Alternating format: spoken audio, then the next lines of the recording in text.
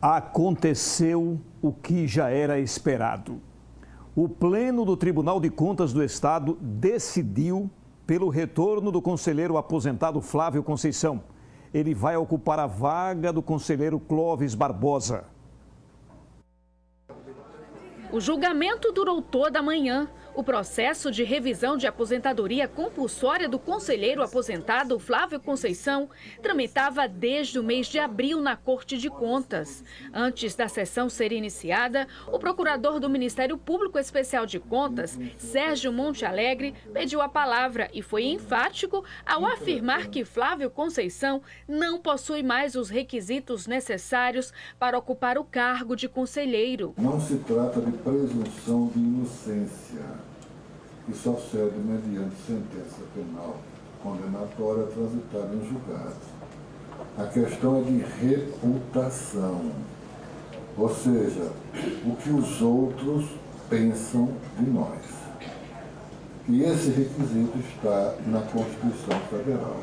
O julgamento foi iniciado com a sustentação oral dos advogados de defesa de Flávio Conceição e do conselheiro Clóvis Barbosa, que defende a permanência dele na vaga de conselheiro. Passada esta etapa, o relator do processo, o conselheiro Carlos Alberto Sobral, iniciou a leitura do voto dele. Foram mais de 40 minutos explicando os argumentos que o levaram a decidir pelo retorno de Flávio Conceição ao Tribunal de Contas de Sergipe.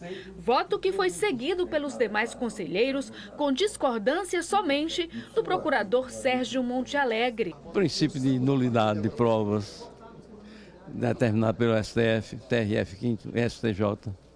Em função de se as provas são nulas, o que tinha no PAD de 2008 não valem.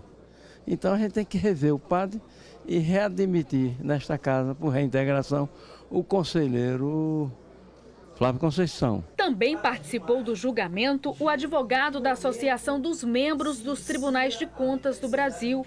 Fernando Luiz Coelho fez um pronunciamento em defesa da vitaliciedade do cargo e se mostrou preocupado com a decisão tomada nesta quinta-feira pelo Pleno do Tribunal de Contas de Sergipe. É uma defesa enfática da garantia da vitaliciedade para os conselheiros, assim como a referência é a magistratura, os membros do Ministério Público. Com a decisão, o conselheiro Clóvis Barbosa deixa o cargo para o retorno de Flávio Conceição. O Tribunal de Contas fez justiça e reconheceu a ilicitude do procedimento. A defesa do conselheiro Clóvis Barbosa criticou a decisão. A decisão ainda cabe recurso por parte da defesa do conselheiro Clóvis Barbosa. O advogado Rafael Martins não adiantou qual estratégia será utilizada daqui para frente, mas deixou claro que vai recorrer da decisão na Justiça. Entendemos que para que haja qualquer efetivação da decisão aqui aplicada, deve-se haver o trânsito julgado administrativo.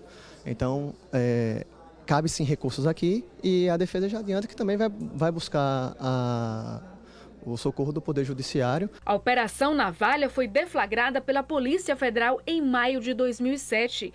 Empresários e servidores do Estado foram acusados de montarem um esquema de desvio de dinheiro público. Segundo as investigações da polícia, em Sergipe, o desfalque teria sido na ordem de 178 milhões de reais, isto só com as obras de duplicação da adutora do Rio São Francisco. Na época, o crime foi descoberto a partir de escutas telefônicas autorizadas pela então ministra do Superior Tribunal de Justiça, Eliana Calmon. Questionados sobre como fica a imagem do Tribunal de Contas com o retorno de Flávio Conceição, os conselheiros foram prudentes em afirmar que seguiram o que determina a lei. A justiça não tem olho nem tem ouvido.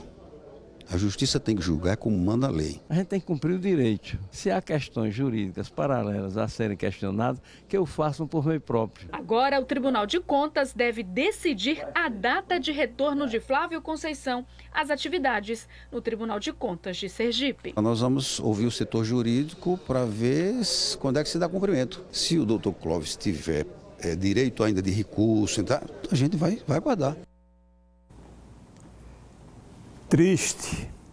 Triste população de Sergipe que assiste a tudo isso.